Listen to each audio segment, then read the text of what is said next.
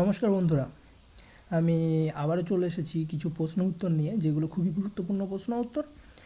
যে কোনো কম্পিটিটিভ এক্সামে এগুলো এসে থাকে, যেমন ডব্লিউবিসিএসসি যে পরীক্ষা চলছে আপাতত, তারপরে সামনে আসবে রেল, এছাড়া যে কোনো গ্রুপ ডি, গ্রুপ সি লেভেলের এক্সামের ক্ষেত্রে এই সব প্রশ্নগুলো খুবই এসে থাকে।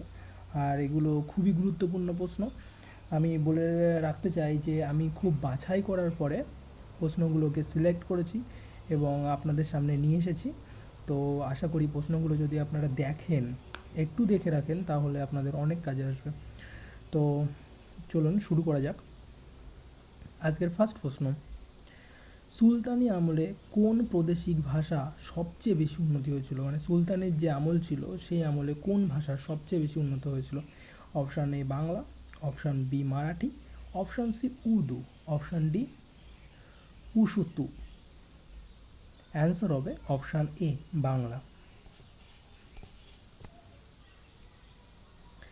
নেক্সট: কোন শহরকে চীনের ম্যানচেস্টার বলা হয়? ভারতের ম্যানচেস্টার তো আমরা সবাই জানি, আহমেদাবাদকে বলা হয়। তেমনি চীনের ম্যানচেস্টার বলা হয় সাংহাই শহরকে। নেক্সট প্রশ্ন: কোন দেশে সবচেয়ে বেশি টর্নেডো ঝড় হয়? সবচেয়ে বেশি টর্নেডো ঝড় হয় কোন দেশে? তো option A Canada, option B Japan, option C মার্কিন যুক্তরাষ্ট্র, অপশান ডি ব্রাজিল। অ্যান্সার হবে মার্কিন যুক্তরাষ্ট্র। নেক্সট: মরুভূমির শুকনো নদীখাতকে কী বলা হয়? মরুভূমির শুকনো নদীখাত যেগুলো হয় সেগুলোকে বলা হয় ওয়াদি।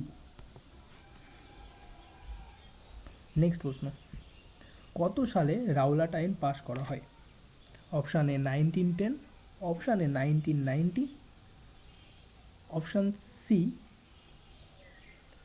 1925, অপশান ডি 1932। অ্যান্সার হবে 1919, মানে 1919 সালে রাওলাট আইন পাস হয়। এটা হচ্ছে যে বছরে জালিয়ান ওয়ালাবাগের হত্যাকাণ্ড ঘটেছিল অমৃতসর শহরে, সেই সময় এই আইনটি পাস করা হয়। নেক্সট: কাকে ভারতের জাতীয়তাবাদের জনক বলা হয়? তো ভারতের জাতীয়তাবাদের জনক বলা হয় সুরেন্দ্রনাথ বন্দ্যোপাধ্যায়কে। নেক্সট: কে ডাক টিকিট প্রবর্তন করেছিলেন? ডাক টিকিট প্রবর্তন করেছিলেন লর্ড ডালহৌসি।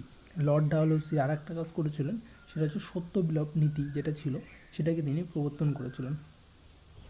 তো নেক্সট: কোন ভিটামিনের অন্য নাম টোকোফেরল? টোকোফেরল বলা হয় কোন ভিটামিনকে?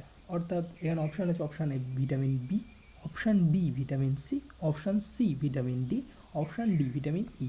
তো ভিটামিন ইকে বলা হয় টোকোফেরল। নেক্সট: ভারতের একমাত্র কোন রাজ্যে মোনাজাইট পাওয়া যায়? শুধুমাত্র সেই রাজ্যেই পাওয়া যায় মোনাজাইট। তো কোন রাজ্য সেটা ভারতের? Option A Kerala, option B Andhra Pradesh, option C Mizoram, option D Assam. তো অ্যান্সার হবে কেরালা।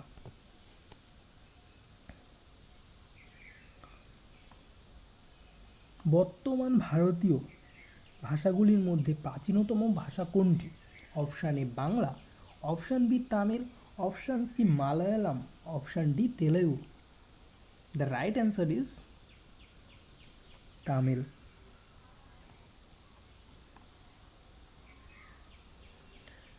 ভারতের বৃহত্তম মনাস্ট্রি তাওয়াং কোন রাজ্যে অবস্থিত? ভারতের বৃহত্তম মনাস্ট্রি তাওয়াং কোন রাজ্যে অবস্থিত? Option A Sikkim, option B Jammu Kashmir, option C Meghalaya, option D Arunachal প্রদেশ।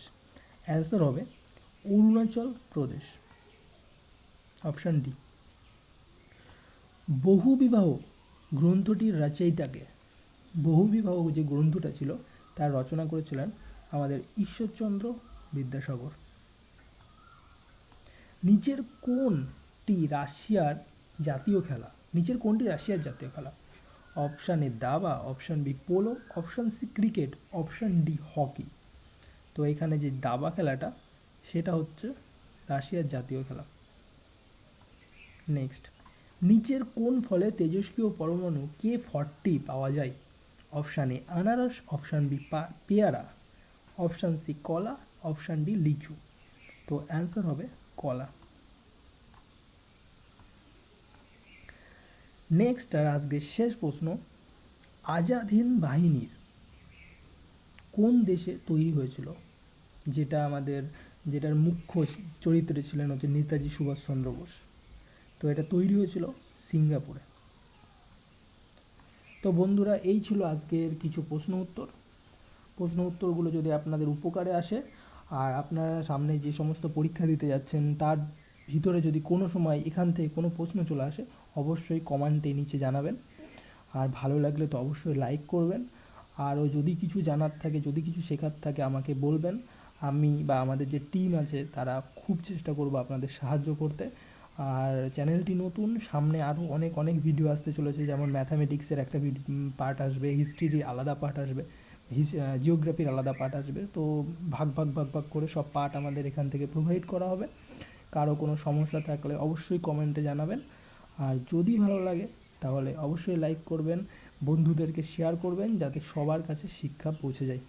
ধন্যবাদ ধন্যবাদ সবাইকে।